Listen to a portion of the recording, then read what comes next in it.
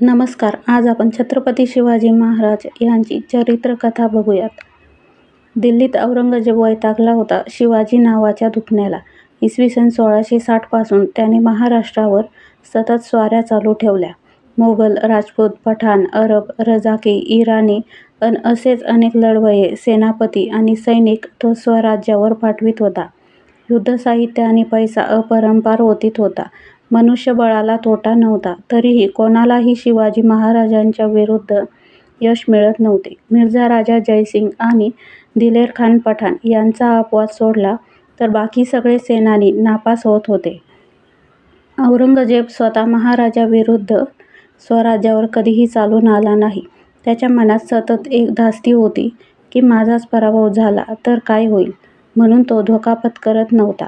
महाराज आग्र्यात आणि आपल्या जबड्यात गवसले असतानाही पसार झाले याचा त्याला अतिशय पश्चाताप होत होता.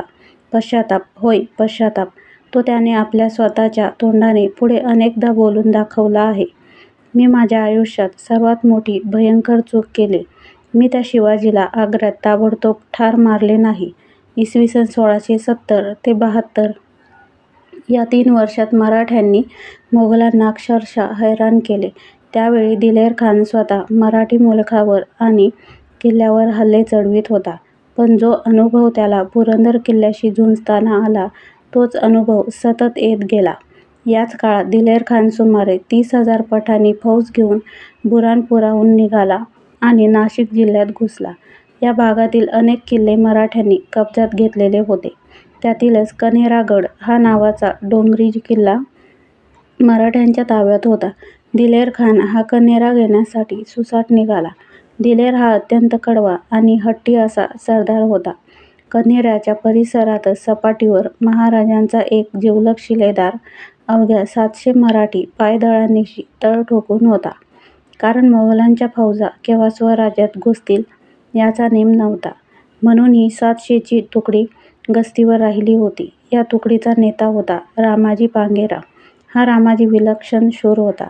प्रतापगडाच्या युद्धात अफजल खानाच्या सैन्याविरुद्ध जावळीच्या जंगलात या वाघाने भयंकर थैमान घातले. दिनांक 10 नोव्हेंबर 1659 त्याने पराक्रमाची शर्थ केली. तो हा रामाजी पांगेरा कण्हेऱ्यापाशी होता. एक दिवसाउजेडी त्याला हेरांनी खबर दिली की औरंगजेबाचा खासा सरदार दिलेर खान पठाण भलं मोठं घोडदळ घेऊन कण्हेऱ्यावर चालून येत आहे. दिलेरची फौज खरोखरच मोठी होती. त्याच्यापुढे रामाजीची फौज चिमूटभरच होती. ही खानाच्या आक्रमणाची खबर मिळताच खरे म्हणजे रामाजीने आपल्या सैन्यानिशी शेजारच्याच आपल्या कण्हेरागडावर जाऊन बसायला हरकत नव्हती. ते सोयीचे आणि निर्धास्त ठरले असते. पण रामाजी पांगेऱ्यातला वाघोबा चवताळून उठला. तो आपल्या चिमूटभर मावळ्यांपुढे उभा राहिला. दिलेर खान मोठ्या फौजेनिशी चालून येतोय हे त्या चिमुकल्या मराठी तुकडीला समजलेच होते. रामाजी आपल्या लोकांच्या पुढे उभा राहिला आणि मोठ्या आवेशात तो गरजला, मर्दांनो, खानाशी झुंजायचंय. जे जातीचे असतील, म्हणजे जे जातिवंत योद्धे असतील ते येतील. मर्दांनो, लढाल त्याला सोन्याची कडी, पळाल त्याला चोळी बांगडी. असे बोलून रामाजीने आपल्या अंगावरचा अंगरखा फाडून फेकला. डोईचे मुंडासेही फेकले अन दोन्ही हातात हत्यारे घेऊन त्याने एकच हर केला. साक्षात जणू भवानीच संचारली होती. अवघ्या मराठी सैन्यानेही तसेच केले. मूर्तिमंत वीरश्रीने कल्लोळ मांडला.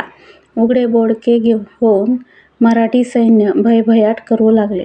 अन दिलेर खान आलाच. वणव्यासारखे युद्ध पेटले. तलवारबाजीने दिलेर खान थक्कच झाला. त्याला पुन्हा एकदा पुरंदरगड अन मोरारबाजी देशपांडे आठवला. झुंज शर्तीची चालली होती, पण मराठ्यांचा आणि रामाजीचा आवेश दारूच्या कोठारासारखा भडकला होता. अखेर हट्टी दिलेर हटला. त्याचे सैन्य पळत सुटले. दिलेरलाही माघार घ्यावी लागली. रामाजी पांगेऱ्याने दाखवून दिले की मराठीयाची पोरे आम्ही भिणार नाही मरणाला. चिमूटभरांनी परातभराचा पराभव केला. कण्हेरागडाला दिलेर खानाची सावलीही शिवू शकली नाही. अशी माणसं महाराजांनी मावळ मुलखातून वेचून मिळवली होती. त्यातलाच हा रामाजी पांगेरा.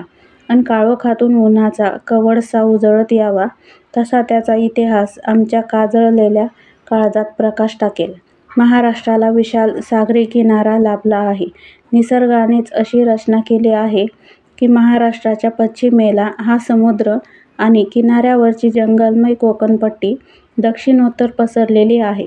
पूर्वेस घाटावरचा देश, मधून बलदंड आणि नदी-नाल्यांनी सजलेला सहस्रशीर्ष सह्याद्री असे हे महाराष्ट्राचे रूप आहे. त्यात कोकणपट्टा समुद्राच्या सान्निध्यामुळे अत्यंत महत्त्वाचा ठरतो. तेवढाच तो सांभाळावयास जोखमीचाही ठरतो. कारण या पश्चिम समुद्राच्या बाजूने सारे पश्चिमी जग कोकणावर हल्ले करावयास सतत टपलेले असावयाचे. युरोपीय 18 टोपीवाले, क्रूर सत्ताकांक्षी अरब आणि दैत्यवृत्तीचे अबिसिनियन काळे हबशी यांची ग्रहणे कोकणपट्टीला सततच ग्रासत असत. चाचेगिरी करणाऱ्यांचे क्रूर धाड जवळजवळ रोजच कुठे ना कुठे पडतच असायची. पोर्तुगीज आणि सिद्धी यांनी कोकणच्या काही भागात आपली सत्ताच कायमची मांडली होती. त्यांच्या जोडीला आता इ.स. 1664 पासून पुढे इंग्रज मुंबईत कायमचे सत्ताधारी होऊन बसले होते. शिवाजी महाराजांनी या संपूर्ण कोकण कुंडलीचा सुरतेपासून कारवारपर्यंतचा पुरेपूर अभ्यास केलेला दिसून येतो.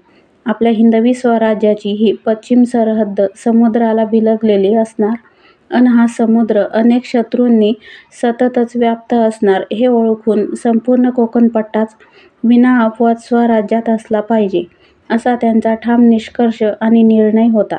महाराजांना कोकणपट्टीवर माणसे फार फार चांगली मिळाली.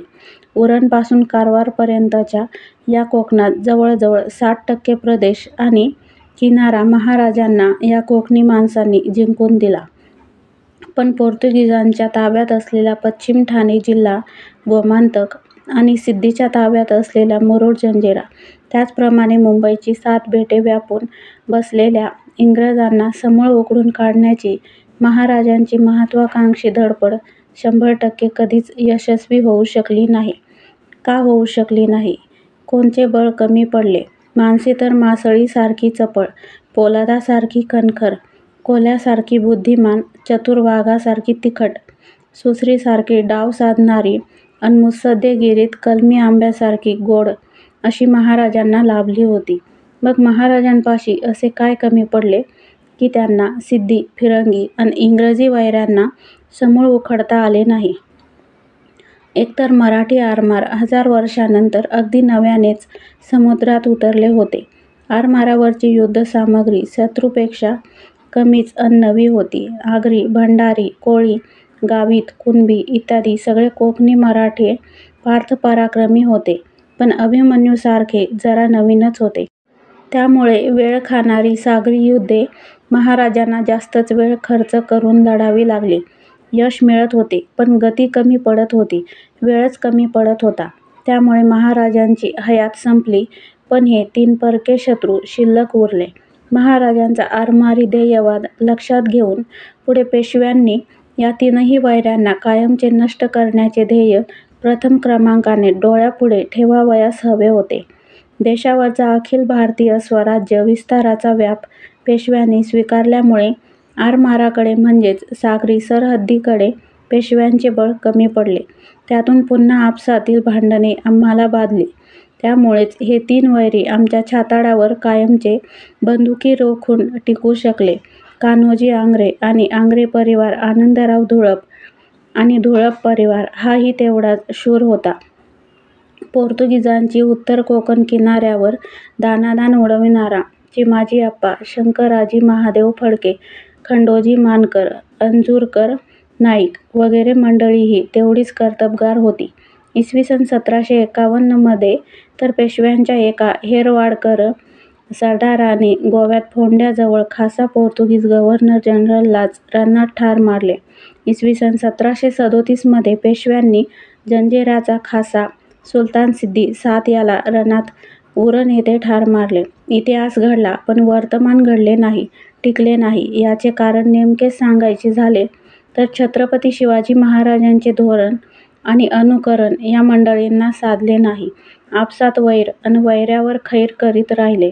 इसवी सन 1755 आपसातील भांडणापायी नानासाहेब पेशवे यांनी इंग्रजांची मदत घेऊन सुवर्णदुर्गाजवळ आंग्र्यांचे म्हणजेच स्वराज्याचे आरमार भगव्या झेंड्यासकट समुद्रात बुडवले. त्याचे परिणाम राष्ट्राला भोगावे लागले. हे राज्य एक आहे असे आज्ञापत्रात महाराजांचे मनोगत अमात्यांनी लिहून ठेवले आहे.